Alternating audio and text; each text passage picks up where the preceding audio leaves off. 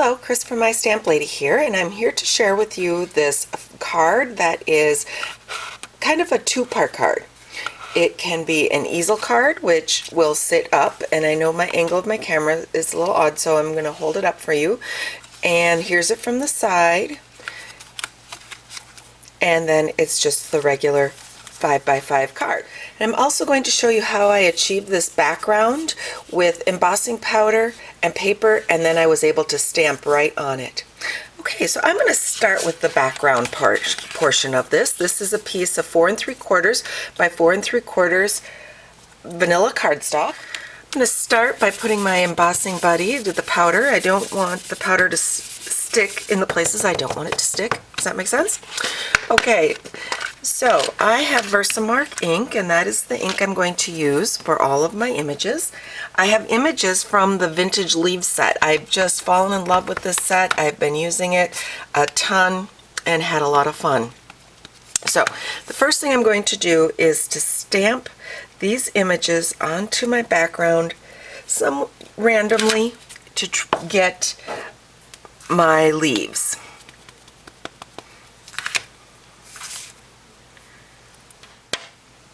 Okay, I've sprinkled powder. I'm kind of doing this in shifts. It helps me see where I have stamped because it is hard to see the Versamark. So I have the powder on there. I'm going to heat set this portion. Okay, if you can do it without heat setting in between, that's great. For me, it works better. It helps me with placement if I heat set in between. Add a little more powder back on here and pull in another image and continue adding leaves to my piece. Okay, so you've seen me add images and clear emboss them as I added different leaves to the piece. We're going to give it a second to cool here. I'm cleaning up a few of my things. I'm not in the way. Okay, that looks good. Nice and cool. Now I'm going to take the Sahara sand and a sponge, and I am going to just place my Sahara sand ink, just rub it in over the image, and you'll start to see those leaves pop out a little more.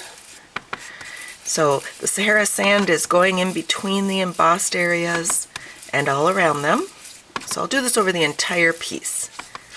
Okay, so here's my embossed piece, and I went in to get the grooves and everything. I'm just going to wipe the top off of that, wipe off any ink that's sitting on top of my embossing. And you could leave it like this. You could have this as your background and have the glossy.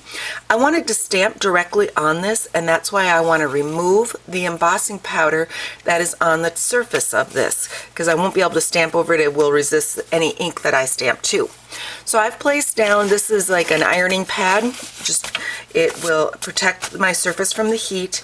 This is a piece of copy paper to protect my ironing pad, and then my piece, and I'm putting down another piece of copy paper to soak in the embossing powder, and then I'm just going over it.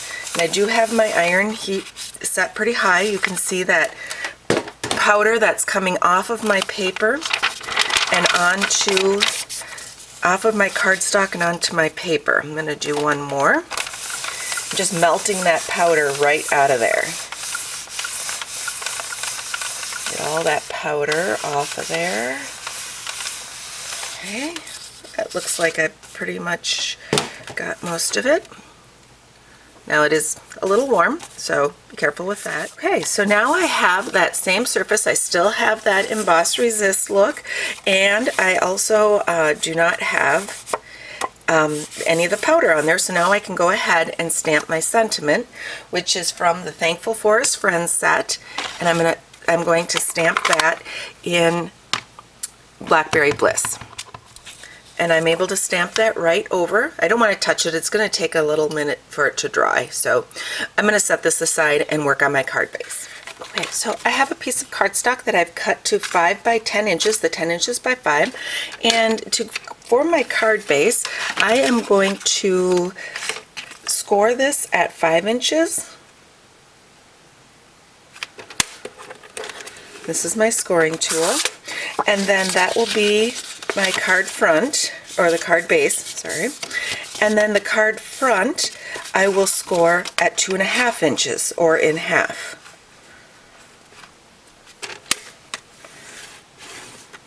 Okay. So now I have a half, and you can use a bone folder to help crease those.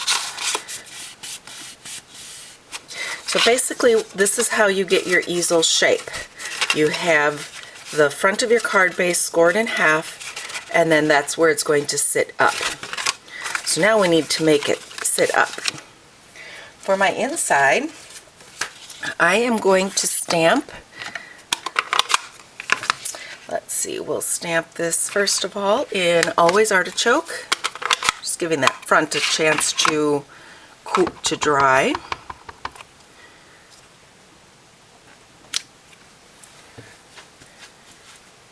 And I'm doing this part so that I have something to, so there's something for my front to sit up against.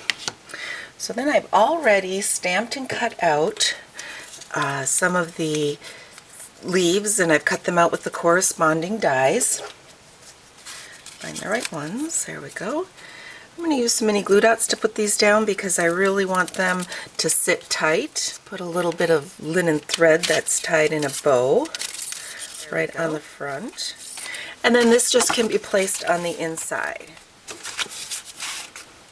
Okay, so I've already cut out, I'm still going to not really touch this area because I don't want it to smudge. So I've already cut out my, stamped and cut out. I did them all tone on tone. This is Always Artichoke leaf stamped onto Always Artichoke. There we go. Cajun Craze leaf stamped onto Cajun Craze.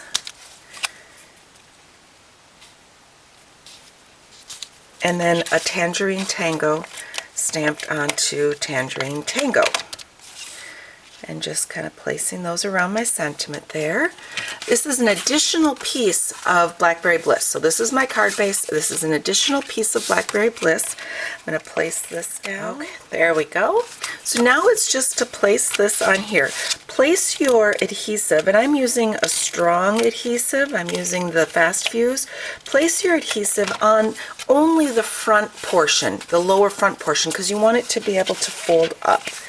So let's placing this down on here and covering up that card front and pressing that down. I'm burnishing that down, and then you've got your card that will sit up. Last step was I took some of the gold cording trim, tied it through a gold basics button, and we will just add that right down here for the front.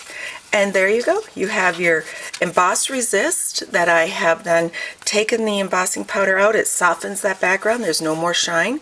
And I'm able to stamp right on the top. Made my inside and with my fold. And so when the person gets the card, they can set it up and display it like this. If you have any questions about what I've done, don't hesitate to contact me, Chris, at mystamplady.com. All of the supplies are available in my online store at shopwithmystamplady.com. And of course, if you like this card, I would love a thumbs up down below. Thanks a lot. Have a great day.